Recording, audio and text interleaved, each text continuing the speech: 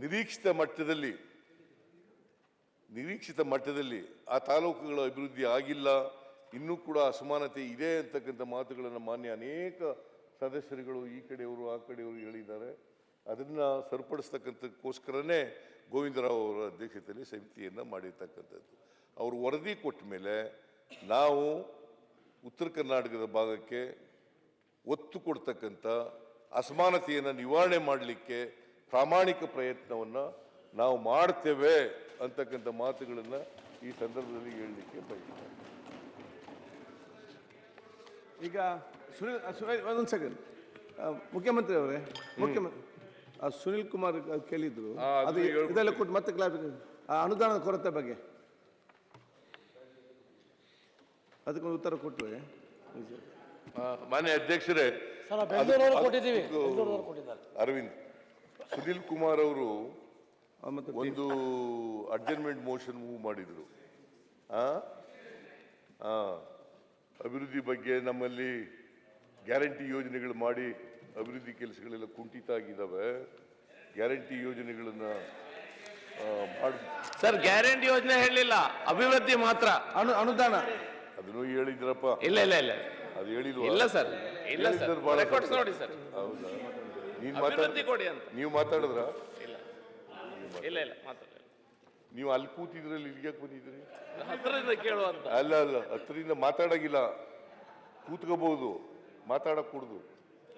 ಅಲ್ಲೇ ಹೋಗಿ ನಿಮ್ ಜಾಗದಲ್ಲಿ ಕೂತ್ಕೊ ಮಾತಾಡಬೇಕು.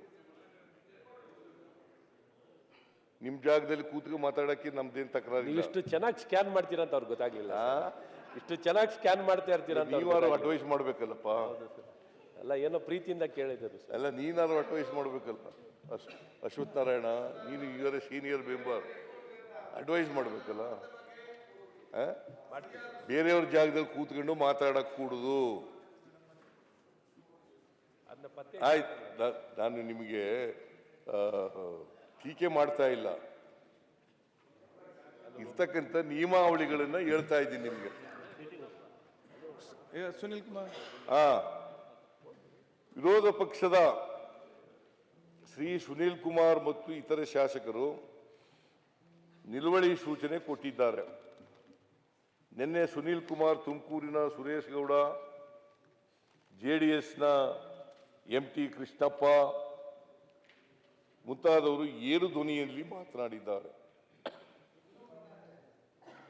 ಬಿಜೆಪಿಯ ಸುನೀಲ್ ಕುಮಾರ್ ಮತ್ತು ಸುರೇಶ್ ಗೌಡ ಅವರು ನಮ್ಮ ಸರ್ಕಾರವನ್ನು ಭ್ರಷ್ಟ ಸರ್ಕಾರ ಎಂದಿದ್ದಾರೆ.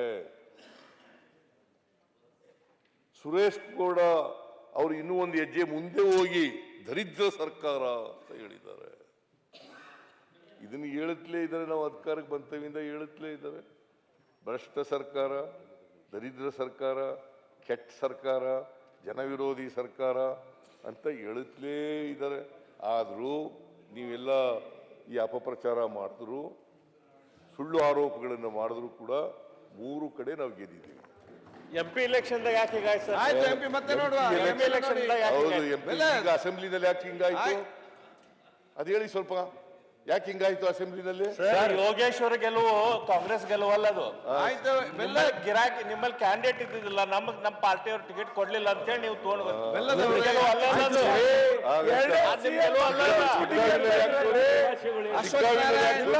ಆದ್ರೂ ಕೂಡ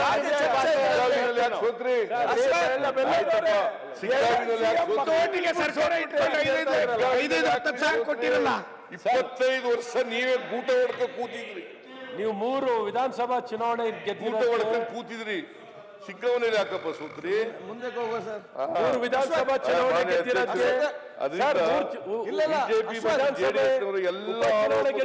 ಶುಭಾಶಯಗಳು. ಪಾರ್ಲಿಮೆಂಟ್ ಜನರು ಉತ್ತರ ಕೊಟ್ಟಿದ್ದಾರೆ. ಅನೇಕ ವರ್ಷಗಳಿಂದ ಬಿಜೆಪಿ ಗೆಲ್ಲುತ್ತಿದ್ದ ಶಿಗ್ಗಾಂವಿ ಮತ್ತು ಜೆಡಿಎಸ್ನವರು ಗೆಲ್ಲುತ್ತಿದ್ದ ಚನ್ನಪಟ್ಟಣ ಕ್ಷೇತ್ರಗಳಲ್ಲಿ ಕಾಂಗ್ರೆಸ್ ಪಕ್ಷದ ಅಭ್ಯರ್ಥಿಗಳು ಗೆದ್ದಿದ್ದಾರೆ. ನೀವ್ಯಾಕೆ ವರ್ಣಾ ಕ್ಷೇತ್ರದಲ್ಲಿ 30,000?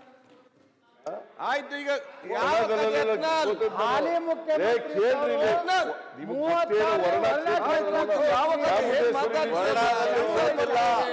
ಆದ್ರೆ ಮಂತ್ರಿ ಯತ್ನಾಳ್ ಅವರ ಅನುದಾನದ ಬಗ್ಗೆ ಡಿಸ್ಕಸ್ ಮಾಡ್ಸಿದ್ದಾರೆ. ನೆಕ್ಸ್ಟ್ ಇಯರ್ ಅನುದಾನದ ಕೊರತೆ ಬಗ್ಗೆ ಉತ್ತಮವಾದ ಪ್ರಶ್ನೆಗೆ ಉತ್ತರ ಕೊಡಿ. ಮುಂದೆ ಸೋಲ್ ರೆಡ್ಡಿ ಸರ್ ಹೋದ್ಸಲ ರಾಯರೆಡ್ಡಿ ಅವರೇ, ರಾಯರೆಡ್ಡಿ ಕೂತ್ಕೊಳ್ಳಿ. ಅಲ್ಲ, ಇದು ಮುಖ್ಯಮಂತ್ರಿಗಳಿದ್ದ ಉತ್ತರ ಕೊಡಿ. ದಯವಿಟ್ಟು ಕೂತ್ಕೊಳ್ಳಿ. ಅವರು ಉತ್ತರ ಕೊಡ್ತಾರೆ. ಆಯ್ತು. ಚನ್ನಪಟ್ಟಣ ಕ್ಷೇತ್ರಗಳಲ್ಲಿ ಕಾಂಗ್ರೆಸ್ ಪಕ್ಷದ ಅಭ್ಯರ್ಥಿಗಳು ಗೆದ್ದಿದ್ದಾರೆ.